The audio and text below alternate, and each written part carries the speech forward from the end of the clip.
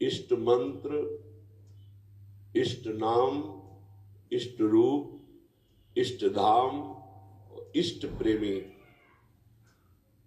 इतना ही मन दौड़ाने का स्थान है हमारा। इसके अलावा अन्य सब निषेध है। जहां हमारा मन परम सुख में डूबेगा वो यही स्थान है। गुरु प्रदत्त इसलिए कि उपासना सिद्ध तभी होती है जो सांगोपांग होती है। सांगोपांग कहते हैं गुरु प्रदत्त नाम, गुरु प्रदत्त मंत्र, गुरु प्रदत्त कंठ अर्थात इष्ट और गुरु प्रदत्त ग्रंथ अर्थात आचार्य वाणी। जाकी यह सांगोपांग उपासना होए वाको यह रस सिद्ध होए, वही इस रस का रसास्वादन कर सकता है। तो अहोभाग्य है उपासक को जिसको गुरु प्रदत्त उपासना प्राप्त हुई है।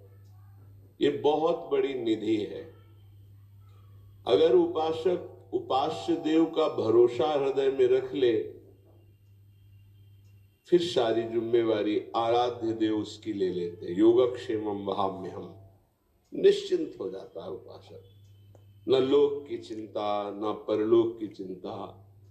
बड़े से बड़े भय के अवसर पर भी हृदय में एक अद्भुत शीतलता, एक अद्भुत आनंद की उपस्थिति रहती है, क्योंकि आराध्य देव उसके हृदय में प्रकाशित हो गए हैं। जब तक कोई अन्य भरोसा, अन्य आश्रय है, तब तक उपास्य देव त्रिगुण माया का पर्दा लगाकर हृदय में ही छुपा छुपी का खेल खेलते रहते हैं। श्रीपाद प्रबोधानंद जी महाराज कह रहे हैं, क्यों अन्य का आश्रय ले रहे हो? अन्य में आपका शरीर भी है, आपका अंतःकरण भी है, आपका स्वभाव भी है, आपका शारीरिक संबंध भी है, आपका इंद्रियों से भोगों का संबंध भी है। ये सब अन्य के अंतर्गत आता है। अनन्य में एक ही बात केवल होती है, आराध्य देव बस, कुछ और नहीं। मेरे तो गिरधर गोपाल दूसरो न कोई, ये केवल अनन्यता का स्वरूप है।